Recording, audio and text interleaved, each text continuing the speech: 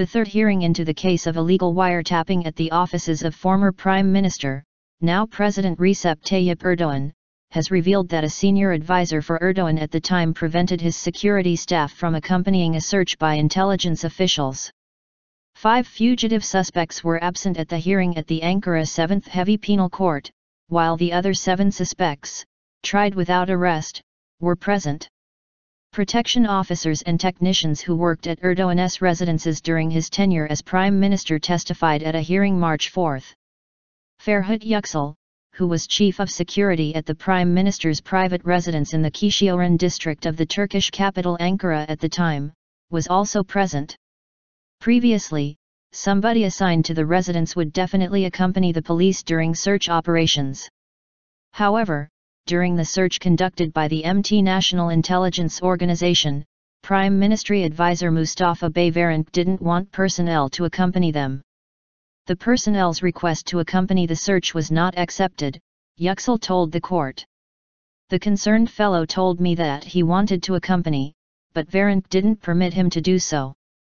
Thereupon, I went downstairs and rang the doorbell, however nobody opened the door, he added.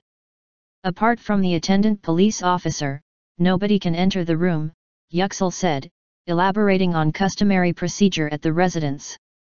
Only Prime Ministry advisor Mustafa Varank is an exception, he can enter anytime, he said. Other witnesses acknowledged that nobody was allowed to enter Erdoğan's room without a companion, while lawyers for the defendants also focused on this point during the hearing. How do we know that the bugs in question were not planted in the room by Varank or MT officers? That's why detailed questions on this matter were posed to witnesses, the same lawyers told reporters, as they were speaking outside the court hall. In the case into the wiretapping of Erdoğan's offices, some of the leader's top guards have been accused of planting bugs to eavesdrop on him.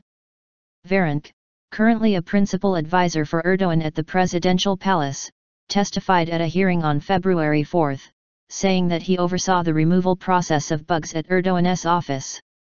Also on February 4, in remarks delivered to the state-run Anadolu Agency, Interior Minister Efkan Ala said that some 5 million people in Turkey were listened to in 2012, referring to a calculation that around 250,000 people who were wiretapped spoke to at least 20 people on the phone. He blamed officers affiliated with the movement of U.S.-based Islamic scholar Fethullah Gulen for the scandal.